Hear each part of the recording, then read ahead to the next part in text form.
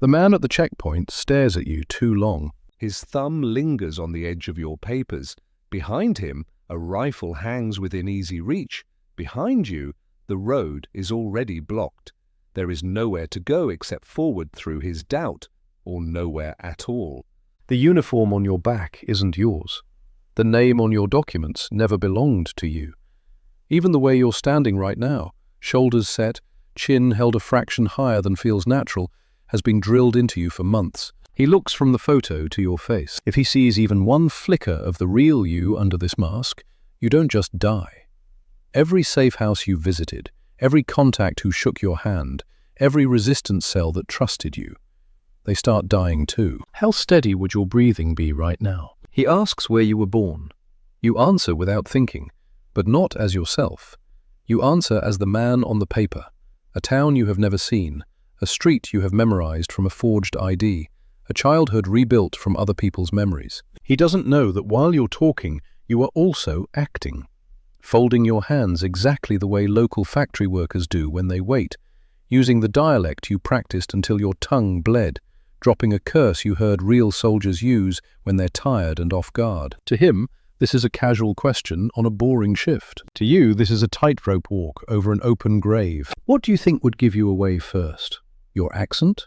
Your eyes? Or the way your fear leaks into your body language? The stamp comes down on your papers with a dull thud. Approved. You nod, not too fast, not too grateful, because a man who truly belongs here would find this routine. You walk away.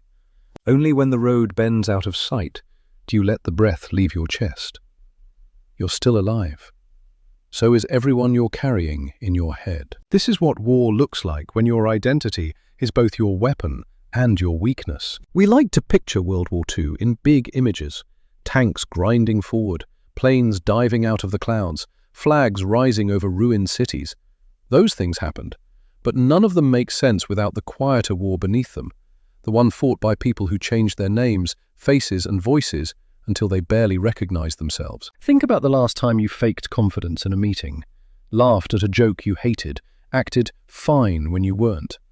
Now stretch that tiny performance over months, with armed men testing every line you deliver. Could you live like that and not crack? From London to Berlin, from the forests of Eastern Europe to the streets of occupied Paris, commanders realized something terrifying. Bullets and bombs weren't enough. They needed ghosts. They needed people who could move through enemy lines looking like they belonged there. That didn't mean gadgets and tuxedos. It meant sweat, training, and the absolute murder of your old self. A young woman who once hosted garden parties in Baltimore becomes a limping, grey-haired French peasant with mud under her nails. A Dutch student turns into a loyal collaborator on paper while smuggling information in his shoe. A railway worker in a stolen uniform waves trains through, some to safety, some to their doom, depending on what's in his forged orders. From a distance, they're nobodies. Up close, they are walking minefields of lies. Here's the unsettling part. None of these disguises work without one thing: the enemy's assumptions. A German officer who believes women are harmless won't look twice at the cleaning lady carrying a mop and a bucket, even if there's a pistol hidden at the bottom. A border guard, convinced all peasants are stupid, won't suspect the farmhand who answers questions slowly while silently memorizing troop movements. Disguise isn't just about what you put on, it's about what you pull out of the other person's mind and use against them. How easily could someone weaponize your assumptions? That's the real battlefield these agents operated on. Clothes, papers, accents, they were just the opening move. The real game was psychological, reading a face in a split second, knowing when to talk too much, when to talk too little, judging whether the man in front of you was the type to be flattered, or the type to be challenged, or the type who would shoot you just to see if your story leaked blood. One wrong guess, and you didn't get to try again. So when we talk about disguises in this story, understand we are not talking about costumes for a fancy dress party. We are talking about human beings who turn their entire existence into a performance they could never step off stage from. No backstage, no safe moment, no audience applause. Just the hope that if they played their role perfectly, some stranger somewhere would live to see a morning they themselves might never reach. If that idea has already made your stomach tighten a little, stay with it, because we're going to walk deeper into the shadows, into the safe houses where people practiced fake signatures until their hands forgot their real one, into the back rooms where tailors sewed death or salvation into seams, into the heads of agents who woke up every day wondering whether they were still themselves, or whether the mask had finally eaten the face beneath it. And as we go, keep one question close. If your country, your family, your entire way of life depended on you becoming someone else completely, not for an hour, not for a night, but for as long as the mission demanded, would you say yes? Or would you tell yourself, like most people do, that surely someone braver, someone different, would volunteer instead? If you're honest enough to not answer that too quickly, this story is for you. Stay. The war in the shadows is about to begin. The first person we meet in this world of borrowed faces doesn't look dangerous at all. She limps. On a rainy afternoon in Lyon, an older woman shuffles along a cobbled street, leaning heavily on a wooden stick. Her coat is shapeless, her shoes sensible and ugly. The basket on her arm creaks with the weight of potatoes and bread. When German soldiers pass, she steps aside, eyes down, lips pressed into a thin, tired line. You have seen this woman 1,000 times in old photographs and never remembered her. But this one is different. Under the drab coat, her body remembers how to move faster, straighter, more confidently. Under the grey wig and the smudge of fake age spots on her hands, she is not old. And under the name on her false papers, she is not French. She is Virginia Hall. Once upon a time, she was a well-connected American socialite, fluent in small talk, good wine, and polite society. Then came a hunting accident, the loss of a leg, and a wooden prosthesis she nicknamed Cuthbert. Then came a war that did not care how many invitations you had received to elegant parties. The polite world told her to retire, to settle, to accept a slow, safe life. Instead, she went to France. Here's the part that should bother you. The same bosses who doubted she could be effective because of her disability happily sent her into occupied territory alone, as long as she disguised herself as someone the enemy would never see. So she killed Virginia Hall, at least on the surface. She became Germaine, an anonymous, middle-aged peasant woman with bad shoes and worse teeth.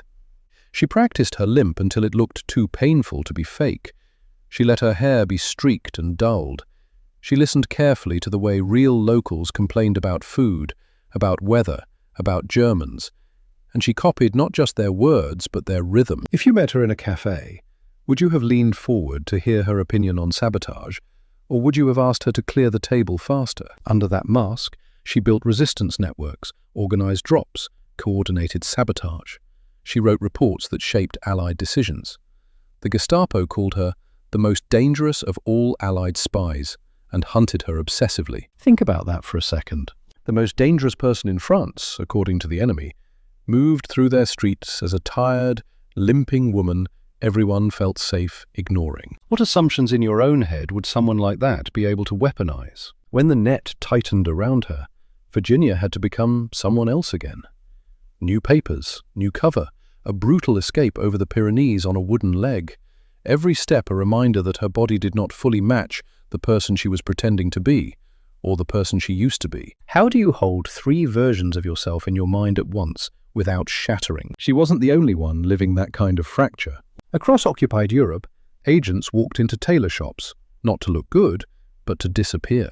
A young man who once studied law in Amsterdam slips into a railway worker's jacket. The cloth smells of oil and smoke. The insignia on the sleeve is hand-stitched to match the real thing, down to a missing thread on one corner. He learns how to curse about late trains in the right way, how to shout back at supervisors with the right amount of fake laziness. By day, he waves German supply trains through. By night, he reroutes them, mislabels wagons, drops messages with timings and cargo lists into dead letterboxes. To the guards on the platform, he is just another shift worker. To Allied planners reading his reports days later, he is a phantom hand reshaping the map. Which version is more real? Or take the young woman in a floral dress, who seems far too busy serving wine in a crowded bar to care about politics. She knows exactly how much to laugh at a German officer's joke without seeming eager. She knows when to lean in, so he has to shout a little louder, forcing him to repeat key details to his friend. She watches which pocket he pats when he checks that his papers are still there. Her hair, her lipstick, her easy smile, none of that is for vanity. It's armor. It's bait. When the officer leaves, drunk and confident, she remembers every loose word he dropped like crumbs. Those crumbs, carried by couriers who look like farmers and postmen, eventually land in a file in London. From there, they shape raids, diversions, decisions. He never realizes that the biggest leak in his security was the person he thought existed purely to refill his glass. How many times have you underestimated someone in a service job, assuming they were part of the furniture rather than the story? Agents like these didn't just wear disguises. They lived inside them. Their teeth were capped and stained, their hairlines altered, scars added or concealed. Some practiced new handwriting until their old signature looked wrong even to themselves. Others took on religious habits they didn't believe in, attending church or temple as devoutly as any true believer, because skipping a service would have been the most suspicious thing of all. And every day, every hour, they had to remember, who am I supposed to be right now? Who am I allowed to know? What did my father do for a living again? Where did I go to school? Drop one detail, and the whole structure creaks. You've probably rehearsed a story before, an excuse for being late, a cover story for why you left a job. Did you feel your heart race the first time you told it? Now imagine that feeling never ends. You wake up in the night from dreams in which your real past leaks into your fake present. You catch yourself humming a song from your childhood that your alias should never have heard. You feel your real accent tug at your tongue when you're angry or tired. And always, somewhere nearby, there is someone paid to notice exactly those slips. This is why the people we never see in war stories suddenly matter. In back rooms in London, Algiers, Cairo, men and women sat hunched over desks covered in paper.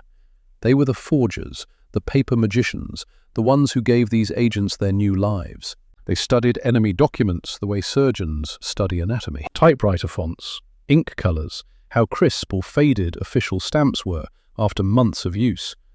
They practiced signatures of local officials until they could copy not just the shape of the letters, but the speed and pressure of the original hand. They knew which police officer in which town tended to make his sevens with a line through them, which German clerk was sloppy with dates, which French bureaucrat misspelled the same word on every form. If they got those details wrong, an agent died. No medals, no monuments, just the knowledge that somewhere, in a file you never got to see, your tiny mistake had a red circle drawn around it. Imagine waking up every morning knowing that your entire job is to fool people whose job is not to be fooled. In tailor shops working on blackout curtains by day, another kind of disguise work happened after hours. Sleeves were shortened or lengthened to match local fashion. Buttons were replaced so they didn't look too new. Uniforms stolen from dead enemies were altered so they hung correctly on new bodies. Rank insignia had to be placed with millimeter accuracy. A stripe too high or too low could get you shot before you even saluted. The tailors also taught posture. How would a captain hold himself? Where does a labourer's weight sit when he stands? Do you swing your arms like a farm labourer, or keep them tight like an officer? You think disguise is about the right hat. It's about how you carry the hat through a crowded room. Accent coaches drilled sounds until tongues ached. A misplaced vowel could betray that you were from the wrong village, the wrong class, the wrong side of a border. Do you know your own voice well enough to control it under a gun barrel? And then there's the cruelest part of all. The better you get at this, the more dangerous it becomes for your own sanity. Agents reported moments of panic where they almost reacted to their real name in a busy street. Others wrote, years later, that going back to their original identity after the war felt like putting on someone else's clothes. One man walked into his childhood home and felt like a trespasser because he'd spent so long being someone else's son on paper. If you've ever played a role for so long you started to wonder who you really were underneath, you've tasted a drop of that. Now multiply it by fear, by secrecy, by the constant possibility of torture if you slip. Would you come out of that unchanged? By this point, you might be tempted to say, I could never. But that's the comforting lie, isn't it? Most of these agents weren't born with some special shapeshifter gene. They were teachers, clerks, students, farmers, people who, in normal times, would have worried more about rent than resistance. Something pushed them over the edge. Sometimes it was ideology. Sometimes revenge. Sometimes Simple stubbornness. No, you don't get to walk into my country and tell me who I'm allowed to be. Whatever their reasons, they made the same brutal decision. My real self can wait. Right now, the world needs my best performance more than it needs my authenticity. In a culture obsessed with being yourself, how does that sit with you? We tell ourselves that honesty is always the highest virtue, that lying is cowardly, that wearing masks is something to grow out of. These people lied every day. Their courage depended on their mask not slipping. Their small, necessary betrayals of truth, of trust, of their own past saved lives. Does that make them heroes? Or something more complicated? If that question is starting to itch under your skin, don't scratch it away. Let it sit there. Because the deeper we go into these undercover missions, the more you realize this isn't just a story about cleverly forged papers and good acting. It's a story about us, about what we're willing to applaud as brave when the disguise benefits us, and what we're quick to condemn as fake when it doesn't. And we haven't even reached the moments where everything goes wrong yet. If you're still with me, if some part of you wants to see what happens when the mask cracks, when the checkpoint guard doesn't stamp the papers, when the accent slips, when the carefully rehearsed life starts to unravel, then don't go anywhere. The thin line between survival and exposure is where the most human part of this story really begins. Sometimes the mask doesn't crack with a shout. It starts with a single word landing wrong. Picture a crowded station in occupied Europe. An agent in stolen overalls leans on a crate, trying to look bored while soldiers swarm around a stalled train. His forged papers say he's from a village 2 hours away. He's rehearsed the story in his head all morning. A sergeant, irritated and tired, barks a question. You lot from downriver or upriver? The answer should be automatic for any real local. Downriver. Always downriver. But he's been running 2 identities in his head for weeks. For one heartbeat, both answers fight at the back of his throat. He says, up dash, then catches himself, coughs, turns it into a complaint about upstart officers who think they know everything, and spits on the ground like he's seen other workers do. Everyone laughs at his attitude. The moment passes. Would you have recovered that fast? Or would that half syllable have been the last sound you made as yourself? Close calls like that happened all the time. A smudge of the wrong ink on a pass. A uniform buttoned one hole too high. A made-up nephew given the wrong age in one conversation and the wrong birthday in another. Most of the time, agents patched the cracks with instinct and luck. A joke here, a burst of anger there, a performance so convincing that the suspicious officer ended up doubting his own memory. But not always. There were days when the disguise did its job perfectly, right up until the moment the human wearing it simply ran out of luck. A woman carrying groceries through a village is stopped by a patrol she's seen 100 times. They've waved her through every morning, even teased her about the weight she's carrying. Today, there's a new man in the group. He's from her real hometown. He hears one word in her accent that doesn't belong in this region and snaps his head around like an animal catching a scent. He asks where she's from. She gives the practiced answer, the same one she's given for months. He smiles, friendly, and asks about a street that doesn't exist. Her mind knows it's a trap. Her body still reacts with a flicker of confusion in her eyes. He sees it. It's over. Can you imagine realizing in that split second that the tiny emotional flinch you could not control just marked everyone you've been working with for arrest? We are quick, sitting safely decades later, to talk about brave agents who were captured and tortured, as if that suffering stands alone. We rarely talk about the guilt they carried with them into those cells. Some cracked under interrogation. Some didn't. All of them had to live with the same gnawing question in the moments before the first blow fell. Was it my mistake that brought them to our door? If you'd spent months lying to everyone around you to protect them, and then one mistake undid it all, how would you feel about your own reflection? And yet, for every tragedy like that, there were missions where the mask didn't just survive, it tilted the entire war a few degrees. An officer in a perfectly copied German uniform walks through a depot, barking orders with exactly the right mix of arrogance and boredom. He signs a release form sending fuel to the wrong unit. No one questions it. His tone matches his insignia. Days later, when tanks run dry at a critical moment, the report will blame logistics, not the imposter whose forged signature redirected the trucks. A man posing as a loyal collaborator delivers crates to an airfield. spare parts for aircraft according to the inventory. The camouflage is flawless. No one bothers to open every box. Some of those crates are filled with explosives, set to go off when the planes are safely in the air. How many times have you watched an old newsreel of enemy blunders without wondering if the blunder was gently arranged by someone in the wrong uniform? That's the uncomfortable truth about these operations. When they succeeded, history called it enemy incompetence or Allied superiority, not one anonymous agent lied so well that reality bent around them. The end result on the map looks clean. Front lines moving, cities liberated, arrows advancing. The path to that neat arrow was messy, full of people becoming and unbecoming themselves so often they barely knew which version to bring home when it was all over. Because eventually, the shooting stopped. The borders shifted, flags changed, papers were burned. Some agents were quietly thanked in back rooms, handed medals they couldn't show anyone, told to move on. Others got nothing at all. Imagine walking back into your old life with a head full of names and stories you can't mention. Your neighbors greet you like you've been away on some harmless posting. They complain about rationing, about rumors, about fear. You listen, knowing you walked through that fear with a borrowed face while they slept.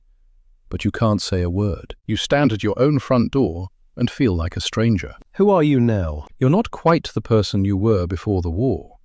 That version of you didn't know how to lie this well. You're not the persona you built either. Their habits cling to you like smoke, but the world insists that identity was never real. If someone calls you by your cover name on the street by mistake, does your heart lurch or stay calm? For some, the performance never completely ended. Years later, in interviews, you can hear it in their voices. They tell stories carefully, still editing in real time, still checking themselves mid-sentence. The reflex to protect others is hard to kill. We're tempted to tie this up in a bow. They were heroes, the end. But there's a harder question lurking just under that feel-good sentence. If our safety depended on people who had to destroy their own sense of honesty to protect us, what do we owe them now? A plaque? A film? Respect? Or something deeper, like the courage to ask where, today, we are still demanding quiet acts of self-erasure from people while pretending we aren't. Here's the part that slides from history into your life, whether you like it or not. The techniques they used, reading faces, copying speech patterns, mirroring posture, crafting believable lies, didn't vanish when the war ended. They evolved. Modern undercover work, corporate intelligence, political operations, even some kinds of marketing, all trace roots back to these lessons. If you understand how humans see, stereotype, and trust, you can move through their defenses unnoticed. That should scare you a little. If a tailored uniform and a confident tone could walk through a checkpoint then, what can a tailored message and a confident profile do to you now? How many of the people you see online, on screens, in positions of authority are, in some sense, wearing carefully built identities designed to pass your checkpoints? Have you ever rewarded the best performance instead of the truest person without realizing? I'm not telling you this to make you paranoid. I'm telling you because once you've seen what these World War II shapeshifters did, you can't unsee the patterns. You start noticing who blends, who stands out, who performs, who disappears on purpose. You start asking better questions. Not just, is this story true, but who benefits if I believe this version? And you may find yourself doing something even rarer, respecting the invisible work that never makes it into slogans and speeches. If you stayed with this story all the way to here, that already says something about you. Most people click away when a video stops giving them clean answers and starts handing them uncomfortable questions. You didn't. You watched people lie for the right reasons and suffer anyway. You watched costumes become cages.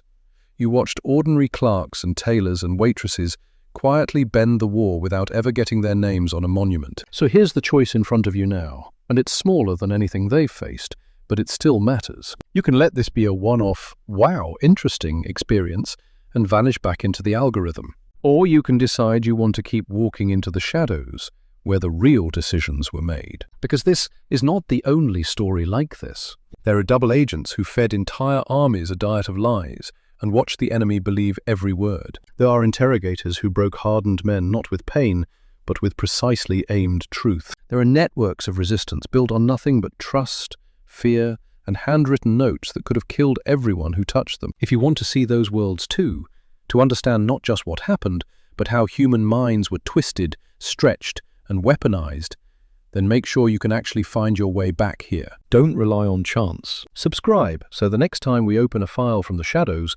you're there when it happens. Hit the notification bell if you're tired of having the safest, most sanitized history thrown at you while the real stuff sinks without a trace. And if there's someone you know who still believes war is just tanks and trenches and good guys versus bad guys, send them this and let these chameleons argue with them in your place. Then tell me, in the comments, your honest answer to the question that's been hanging over this whole story. If everything you loved depended on you becoming someone else completely, would you step onto that stage and let your old life die? Or would you hope, quietly, that somewhere out there, some other nameless shapeshifter would do it for you? Whichever way you lean, stay curious, stay suspicious of easy stories, and stay with us. There are more masks to lift. When you strip away the uniforms, the forged papers, the rehearsed accents, what are you left with? Just people. People who woke up in the morning and had to ask themselves, who am I supposed to be today? People who knew that one twitch of the eye, one syllable in the wrong accent, one slip of an invented memory could drag an entire network down with them. You've walked beside them now. You stood at the checkpoint with a name that wasn't yours. You limped through French streets with Virginia Hall, hiding a hunted mind behind an old woman's shuffle. You served drinks in a crowded bar while listening for loose words that could redirect whole battalions. You watched forgers hunched over stolen forms, tailors stitching rank into stolen uniforms, linguists bending their tongues into shapes that could pass, just barely, for native. And then you watched them come home to lives where none of that could be said out loud. What do you do with that? It would be easy to put them back in the box we keep war heroes in, to polish them, simplify them, forget the messy parts where lies and courage are the same action, to say, they were brave, and move on. But if you've made it this far, you already know that's not why you're here. You're not watching this for a clean moral story. You're here because some part of you wants to understand what humans are really capable of when the world is on fire, and pretending to be someone else is the only way to put any of it out. So let me ask you directly, out of everyone you've met in this story, who unsettled you the most? The hunted woman who turned her limp into camouflage? The forger who never held a gun but signed his name in other people's blood? The waitress who smiled at men she hated so they'd talk long enough for others to stop them? And more importantly, why? Is it because you can imagine yourself doing what they did? Or because you're afraid you can? If you've ever worn a mask in your own life, a version of yourself built to survive a job, a family, a society that doesn't quite want the real you, you felt a tiny echo of what they lived every second. They just had more at stake than an awkward conversation or a bad performance review. For them, authenticity wasn't the highest virtue. Survival was. Protection was. The mission was. Does that clash with everything you've been told about always be yourself? Good. Let it clash. Friction is how you get light, because this channel, this corner of the internet, isn't interested in fairy tale history where all the heroes are clean and all the villains are obvious. We're here for the awkward questions that sit in your chest long after the video ends. Questions like, if your safety, right now, depended on strangers living a lie on your behalf, would you want to know? Or would you rather stay comfortably ignorant? If someone you love had to become unrecognizable, on paper and in person, to keep you alive, would you still recognize them if they came back? And when you see someone today who doesn't quite fit your idea of a hero, too old, too quiet, the wrong job, the wrong clothes, are you absolutely sure you're not looking straight at the kind of person who would have walked through enemy lines without blinking? If those thoughts are making it hard to just click to the next piece of noisy content, that's your signal. You're not like the viewers who treat this as background noise. You're in the small group who actually want to understand the hidden side. The spies, the code breakers, the psychological warfare, the quiet decisions that never make it into the textbooks. So don't leave that as a passing feeling. Turn it into something. If you want to stay in this world of shadows and not rely on the algorithm randomly dropping you back here, hit subscribe. Not as a hollow gesture, but as a promise to yourself. I'm not going back to the kiddie pool version of history. Click it, because you've seen what's under the surface now, and you want more of that, not less. And don't stop there. If one particular disguise, one close call, one broken identity hit you in the gut, say it out loud in the comments. Not for the sake of engagement, but because this is a place where those thoughts actually matter. Where other people who felt the same jolt will see your words and realize they're not the only ones asking, "What would I have done?" Tell me which moment you know would have broken you. Tell me which moment you hope, secretly, you might have survived. Then think of one person you know who still believes war is just tanks and trenches and neat arrows on maps. The friend who loves war movies, but never thinks about the woman emptying ashtrays in the background who might be the most dangerous person in the scene. Send this to them. Let Virginia Hall argue with their assumptions. Let the faceless forgers whisper in their ear. Let the nameless agents in stolen uniforms stand in front of their tidy narratives and quietly refuse to move. Because this isn't about building a fan club. It's about something much simpler and much harder. Refusing to let people who paid for our reality with their sanity and their secrets be buried a second time under our laziness. And when the next video drops, whether it's about double agents who lied so well entire armies danced to their script, or codebreakers who turned numbers into weapons, or interrogators who used the human mind as their battlefield, you'll have a choice again. Do you look away because it's just YouTube? Or do you keep walking into the places polite history won't take you? If you're still here, I think I already know your answer. So stay. Stay curious. Stay suspicious of comfortable stories. Stay with the ghosts who wore other people's faces so you could keep yours. And when the next mask lifts, I'll be right here with you, in the dark, watching what steps out.